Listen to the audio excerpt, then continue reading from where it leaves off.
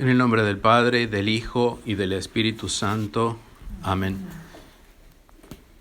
Hoy es el domingo noveno después de Pentecostés y en la epístola, con acontecimientos vergonzosos de la historia del pueblo de Israel, San Pablo presenta la condición de la humanidad caída, más pronta a inclinarse a los vicios que a las virtudes, e inmediatamente después conecta este cuadro de la humanidad caída con el futuro. Dice San Pablo, todos estos acontecimientos eran figura de lo venidero. Todo lo que le había sucedido a Israel era figura de lo que pasaría en el futuro. Nos recuerda los graves sucesos cometidos por Israel previos a la entrada a la tierra prometida, donde nacería el Mesías, en el viaje de Egipto a la tierra prometida. Y para ayudarnos a comprender más en profundidad el sentido de la parusía, nos dice que estos hechos son relatados para escarmiento nuestro, para nuestra amonestación, para nuestro aprendimiento. Quiere prevenir a los que estamos esperando la segunda venida de nuestro Señor, que caigamos en la necedad en que Israel cayó antes de su primera venida. E inmediatamente añade, nosotros para quienes ha venido el fin de los siglos. Así como le pasó a Israel antes de la primera venida, nos puede llegar a suceder a nosotros antes de la segunda venida. Y por eso San Pablo lo escribe. La perspectiva de San Pablo con respecto a la parusía es vista desde el fin de los siglos, donde él se posiciona por su anhelado deseo de estar presente en ese momento. Él se ve presente en la parusía. Por eso él habla en presente, dice, nosotros, para quienes ha venido el fin de los siglos. Es decir, él se ve ya como en el fin de los siglos. Verlo de nuevo en la parusía era su esperanza más ferviente, después de haber tenido un encuentro tan íntimo con nuestro Señor en Damasco, donde ocurrió la conversión de San Pablo, y él quiere verlo de nuevo, quiere estar presente en la segunda venida. Y ese es el deseo más ferviente de San Pablo, y es eso lo que él nos quiere transmitir a nosotros, ese deseo ferviente, así como él lo tenía, quiere que también nosotros lo tengamos, de cómo debemos esperar a nuestro Señor Jesucristo. Como no sabía cuándo la parusía iba a suceder, sabemos que nadie sabe el día ni la hora, podía suceder que su presencia en la parusía fuera como resucitado o como vivo arrebatado. Después sabemos que va a ser su presencia en la parusía como resucitado, pues San Pablo murió y murió mártir.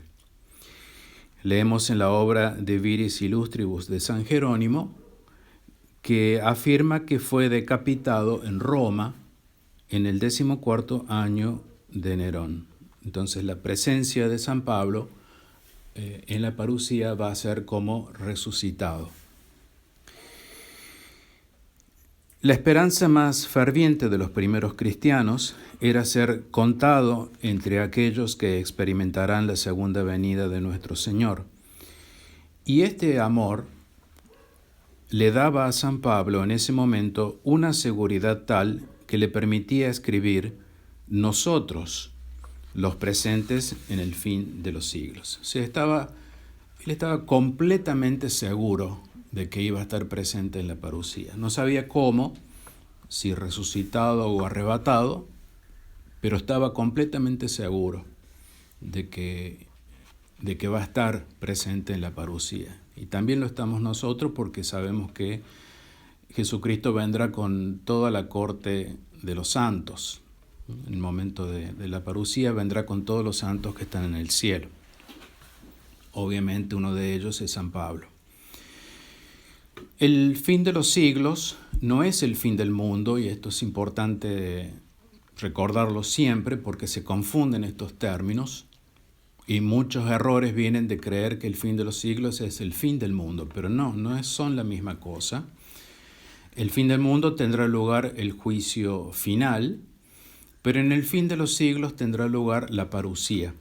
El fin de los siglos entonces es la culminación de un tiempo determinado por Dios, que culmina precisamente con la parusía, y posteriormente a eso vendrá el fin del mundo con el juicio final. Entonces estamos hablando de dos fines distintos. La parusía es el fin de los siglos, es el reino de Dios en la tierra y es el triunfo de la iglesia en la tierra. El ardoroso deseo de San Pablo de estar presente en la parusía sería compartido luego por todos los santos de la iglesia. Cuando recorremos la historia y también los escritos, al menos de lo que hemos podido leer de los santos, vemos que en ellos siempre brillaba esta esperanza de volver a ver a nuestro Señor Jesucristo nuevamente. Los santos bien entendieron que no podrían contar con su cuerpo resucitado sino en la parusía. Entendían bien qué significaba la parusía, significaba para los santos la resurrección de los cuerpos. Y que no habría cielo sin antes gozar del triunfo de la iglesia en la tierra. Y esto tiene mucho sentido. Es decir, no va a haber cielo inmediatamente, sino que primero tenemos que experimentar el triunfo de la iglesia en la tierra, porque hasta ahora no hemos visto o no vemos el triunfo de la iglesia en la tierra. Tanto las Sagradas Escrituras como la Santa Iglesia con su liturgia no dejan nunca de indicar el camino en toda su extensión para llegar a la verdad que salva. Sería un despropósito que no nos enseñara la verdad para llegar al fin del camino. Y ese camino pasa precisamente en este tema que nos interesa tanto ahora porque estamos tan cerca, que es la parusía. Ese camino pasa por la parusía, es como un momento determinado de ese camino y hay que vivirlo y hay que pasarlo para ver el triunfo de la iglesia y para ver después cielo. Por eso San Pablo habla de escarmiento, para que nosotros podamos huir de la ignorancia, o salgamos, mejor dicho, de la ignorancia, que nos sirva el ejemplo de los israelitas para que nosotros salgamos de ignorancia, que no seamos ignorantes como fueron ellos ante su primera venida. Escarmiento para no caer en la necedad, como la de los israelitas, de creer que ellos sabían todo acerca del Mesías y sin embargo se les escapó, para no ser imprudentes, tercos y porfiados con respecto a la parusía. No sea que nos ocurra lo que a los israelitas les ocurrió, que vieron pasar entre ellos a nuestro Señor Jesucristo sin darle cabida. La gran mayoría, o al menos los fariseos, no le dieron cabida a nuestro Señor Jesucristo. Y todo parece indicar que nuestra situación no es mejor que la de ellos entonces. Y así lo leemos en la epístola de hoy de San Pablo. En el camino entre Egipto y la tierra prometida, los israelitas codiciaron el mal. Entonces San Pablo nos está diciendo que no codiciemos el mal. no codiciemos el mal como ellos codiciaron, dice la epístola. Recordemos la situación de los israelitas, hartos del maná que Dios les enviaba del cielo, estaban ya cansados de comer la misma cosa todos los días, lloraban por la carne que habían dejado en Egipto, o sea, codiciaban el mal que habían dejado. Cayeron además en la idolatría, y nos dice San Pablo, no seáis idólatras, según está escrito, se sentó el pueblo a comer y a beber y a danzar. De nada le sirvió al pueblo haberse levantado muy temprano para ofrecer sacrificios, como hacían todos los días. Lo primero que hacían era ofrecer sacrificios a Dios, así como nosotros venimos a la Santa Misa muy de temprano en la mañana. Pronto se vieron envueltos en festines, se sentaron a comer y a beber y a divertirse. Eso lo dice el libro del Éxodo y lo repite San Pablo en la epístola de hoy. Y Dios consideró esto como un grave pecado y le dijo a Moisés, ve porque ha pecado tu pueblo. Entonces, esta disipación, San Pablo la ve como una idolatría, de la cual nos previene, nos dice que no seamos necios ante la venida de nuestro Señor Jesucristo en practicar esta idolatría. Cometieron fornicación, dice, esto está tomado del libro de los Números. Comenzó el pueblo a fornicar con las hijas de Moab, y entró el sacerdote y atravesó a entrambos, al israelita y a la mujer, por el vientre. O sea, los partió por el vientre a los dos al mismo tiempo. Cometer fornicación se puede entender, además del sentido literal que entendemos, también según su acepción de no contaminarse con los errores que dañan la fe, es decir, con la herejía. No cometamos fornicación, dice San Pablo, pues en un solo día cayeron 23.000. O sea, volviendo al ejemplo del libro de los Números, por haber cometido fornicación con las extranjeras, 23.000 hombres murieron ese día.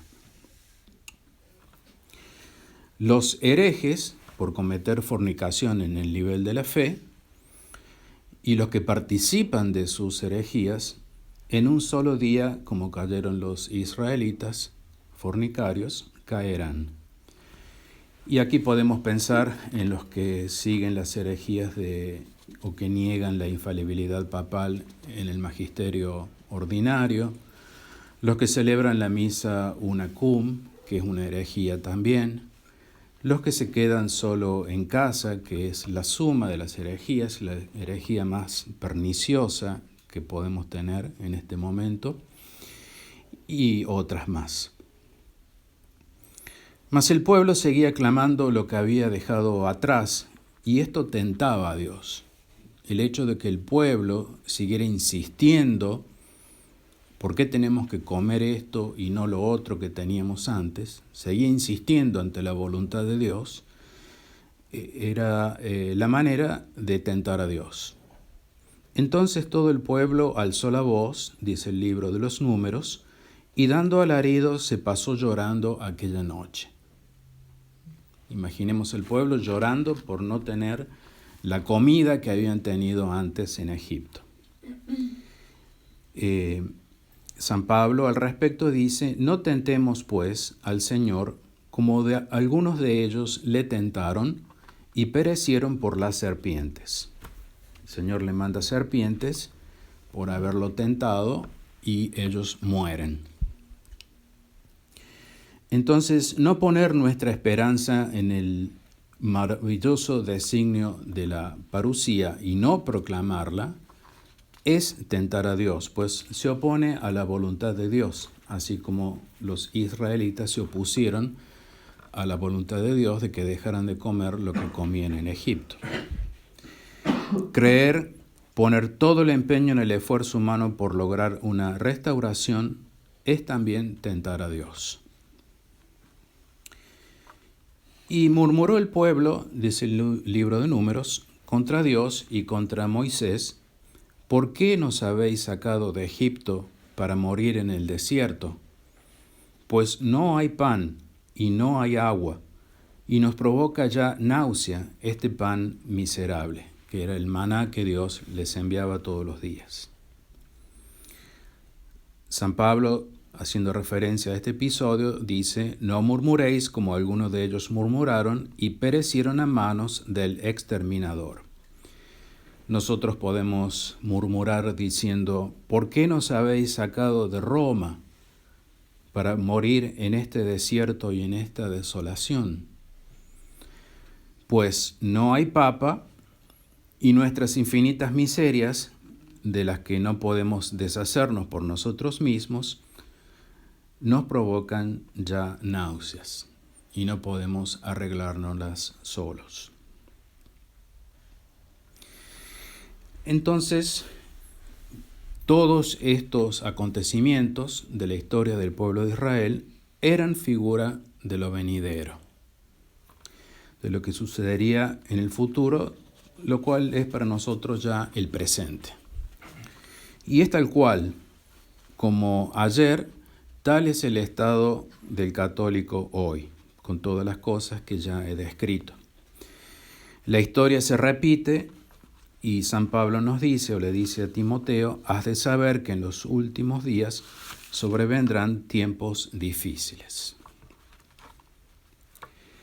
Dios muestra al justo una pésima opinión de la humanidad caída, para que no se apegue a esa humanidad caída, que no se apegue a su propio juicio con respecto a lo que la humanidad caída puede hacer, sino que confíe en Él.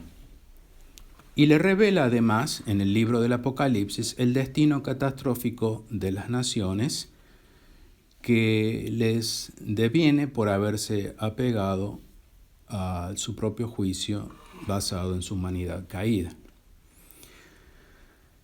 La humanidad caída no va a resolver nada si es que ponemos nuestra esperanza en la humanidad caída.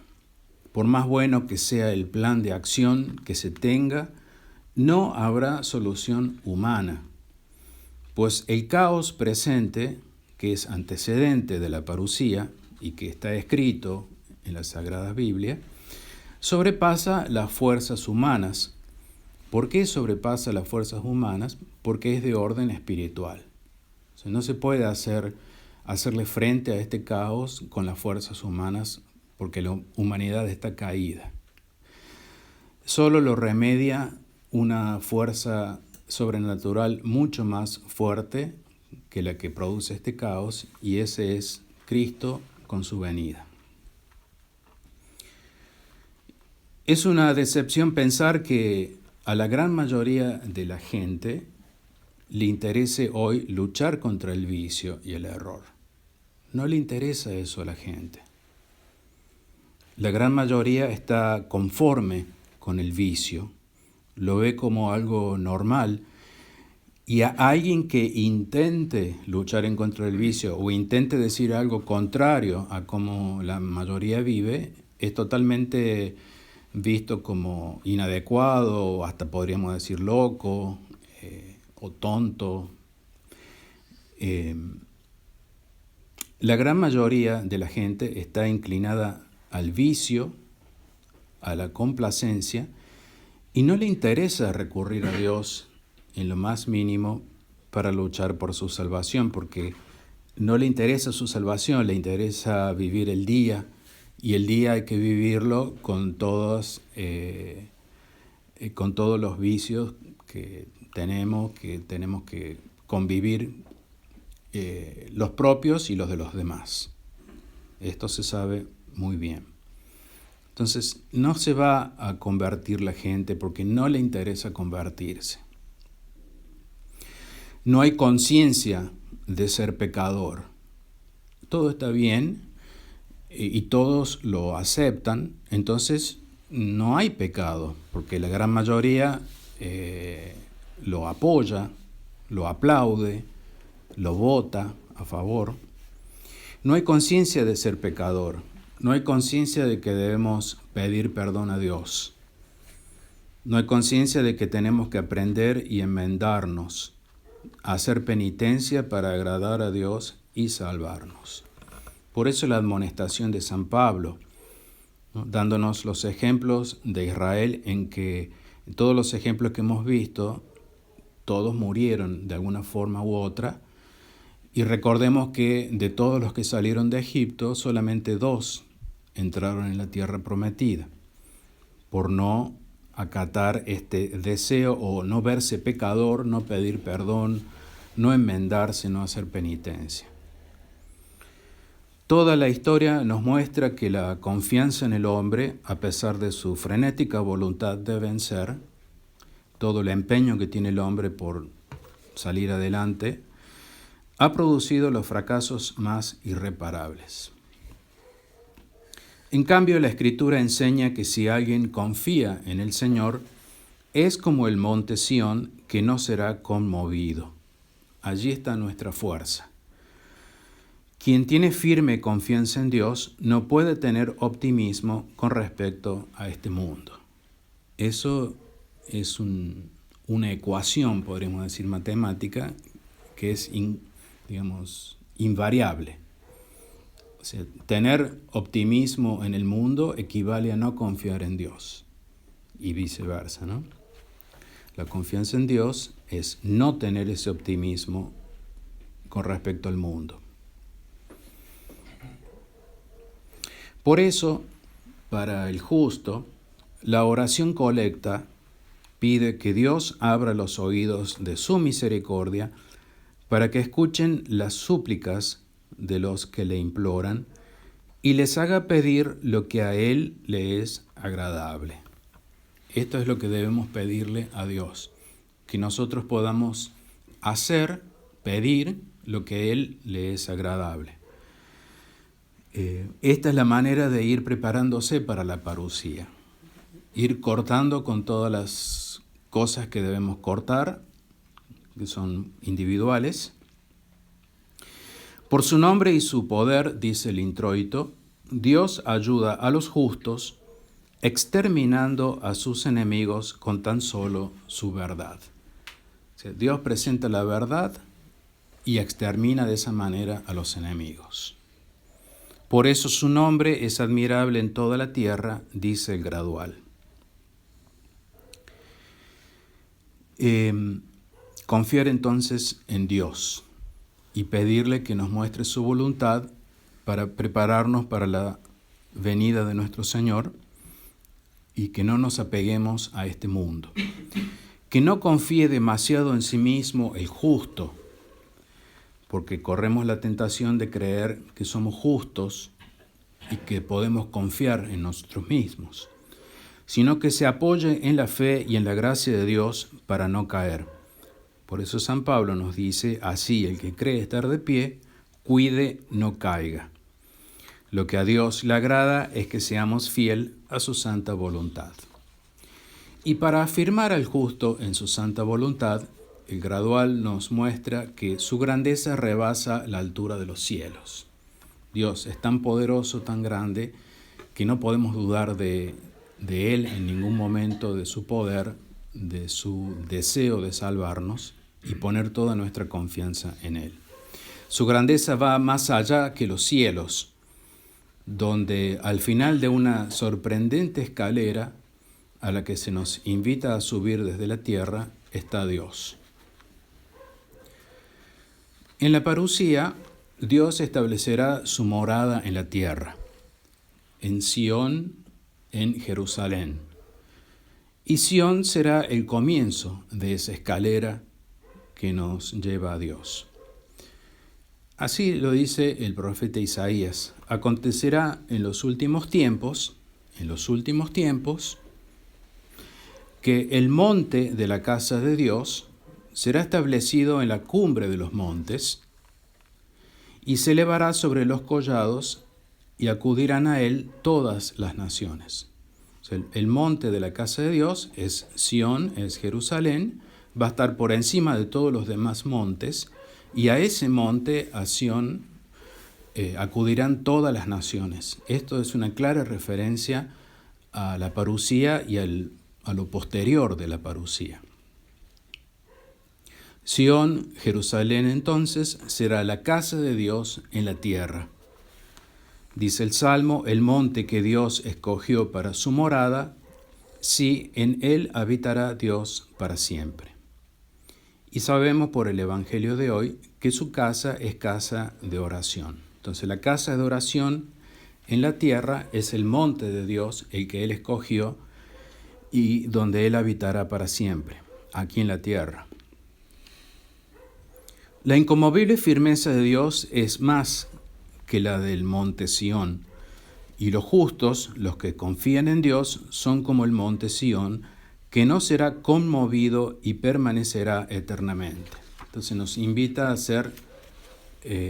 a confiar en esa firmeza de Dios. Es lo único que nos puede a nosotros llevar adelante ante la duda, ante la vacilación, ante las tremendas tentaciones, ante la persecución, es la confianza en Dios. En la firmeza, confianza en la firmeza de Dios, como la de un monte, la del monte Sión. Sión, Jerusalén en la tierra, a donde todas las naciones acudirán después de la parusía, será entonces el comienzo de la extraordinaria ascensión que conduce a Dios. En el sueño que tuvo Jacob, cuando dormía su cabeza apoyada sobre una piedra, vio una escalera que se apoyaba en la tierra y cuya cima tocaba el cielo. Los ángeles de Dios subían y bajaban por ella, y sobre ella estaba Dios. Precioso texto del libro del Génesis. Cuando Jacob despertó de su sueño, que es la imagen de la conversión de Israel a nuestro Señor Jesucristo, exclamó: verdaderamente Dios está en este lugar y yo no lo sabía. Jesucristo pasó por medio de ellos y no supieron que era Dios. Ciertamente, Israel, no te abandonará Dios hasta haber cumplido cuanto te ha dicho. Continúa el relato del Génesis. Confianza en Dios.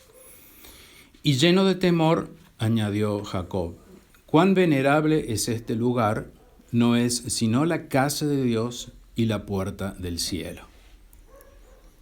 Que nosotros muy bien decimos de la Santísima Virgen María en las letanías, la llamamos, entre otros nombres, casa de Dios y puerta del cielo. Se levantó Jacob muy de mañana y tomó la piedra que había puesto por cabezal, por almohada, y derramó óleo sobre ella.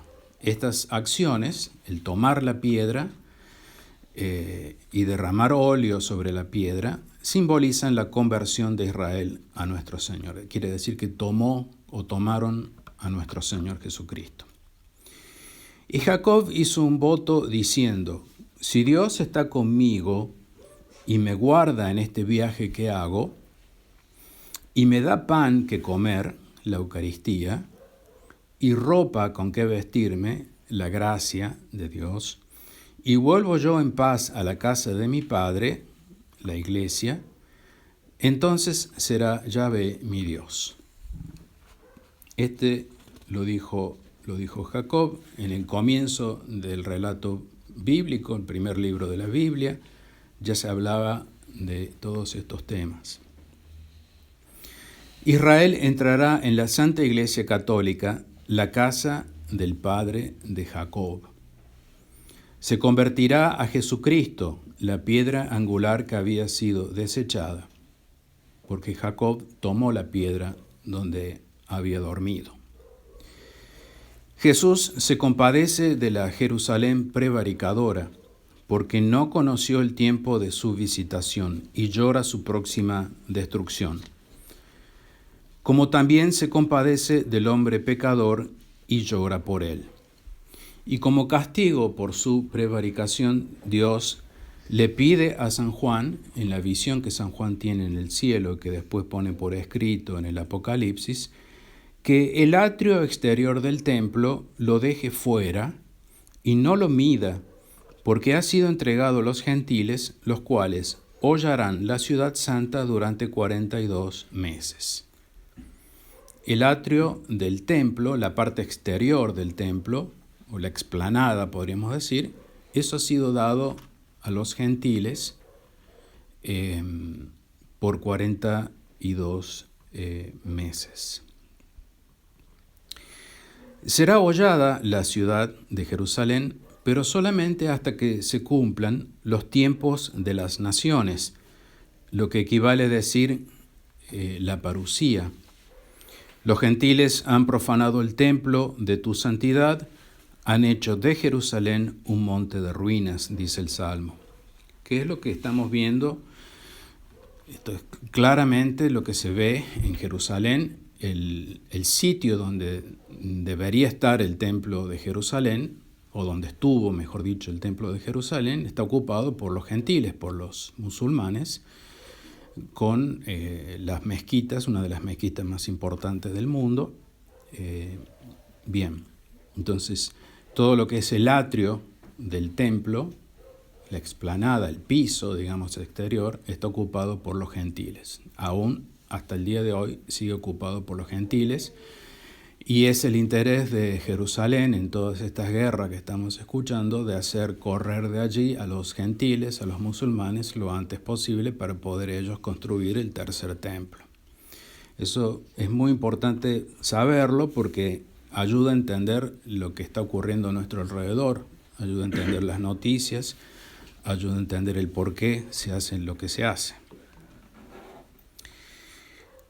Pero en la parusía Jerusalén será santa, es decir, ya habremos sacado fuera a los gentiles, y ya no pasarán por ella los extraños.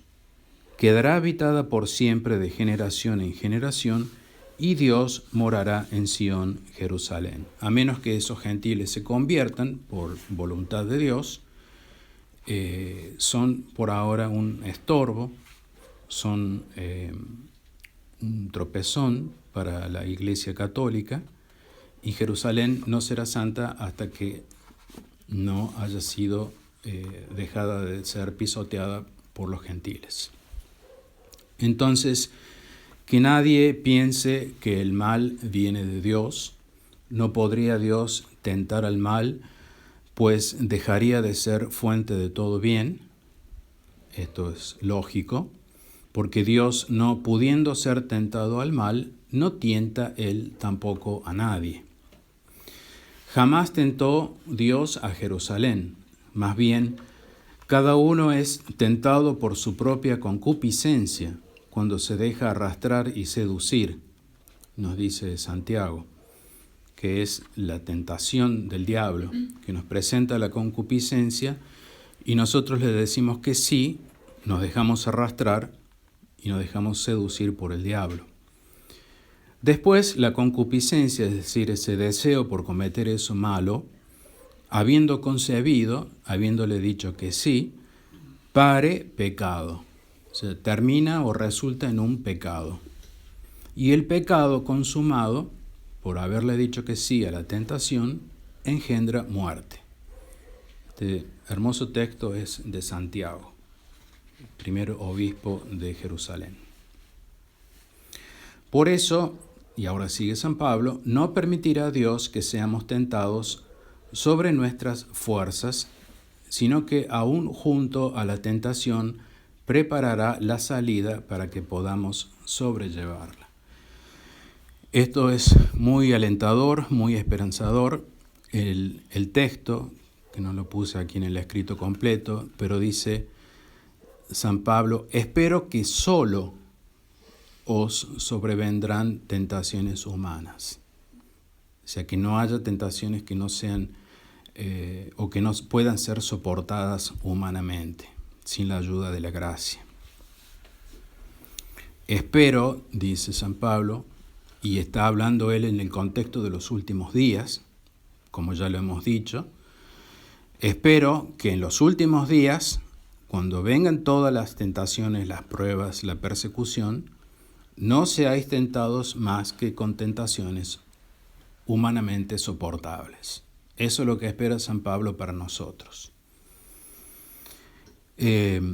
Por eso vuelvo a leer el texto. No permitirá Dios que seamos tentados sobre nuestras fuerzas, sino que aún junto a la tentación preparará la salida o la solución para la tentación para que podamos sobrellevarla. La salida para sobrellevar la tentación es el entendimiento, es el saber, el profundo conocimiento, el convencimiento propio de que hay un abismo entre la tentación y el pecado y que depende de nosotros decirle que sí a la tentación para cometer pecado, al punto de ser la tentación que es rechazada, a la cual le decimos que no, una bendición para los de recto corazón.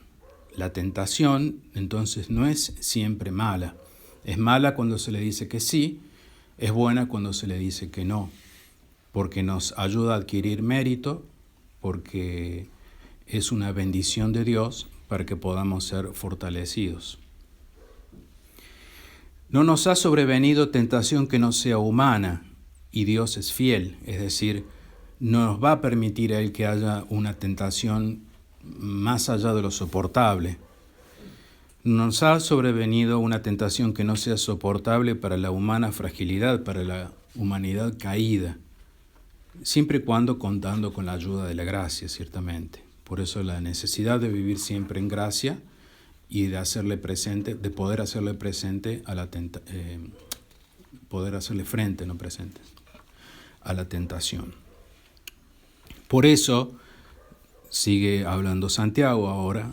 Bienaventurado el varón que soporta la tentación, porque una vez probado recibirá la corona de vida que el Señor tiene prometida a los que le aman.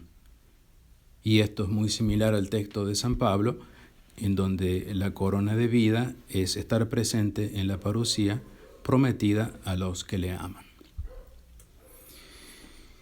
Bien, Dios no nos exige más de lo que podemos soportar. Dice Santiago, ved cómo proclamamos dichosos a los que soportan. Y eso es lo que nos va a tocar a nosotros. Siempre le ha tocado al cristiano soportar, pero este mensaje es muy especial para lo de los últimos momentos. Si pues nos encontramos en una situación en la que nos parece que la prueba es muy pesada o muy larga, porque van a tener que pasar 3 años y medio conviviendo o estando bajo el dominio del anticristo, nos va a parecer esos 3 años y medio interminables. Veamos si no hay en nosotros una voluntad soberbia que resiste la gracia. Tenemos que ser muy humildes para poder pasar ese tiempo y no resistir la gracia que nos va a dar Dios de poder rechazar todas las tentaciones que nos vengan en esos tiempos tan fuertes que nos van a tocar vivir. Si nos equivocamos, nos retractamos. Ven pronto, Señor Jesús. En el nombre del Padre, del Hijo y del Espíritu Santo.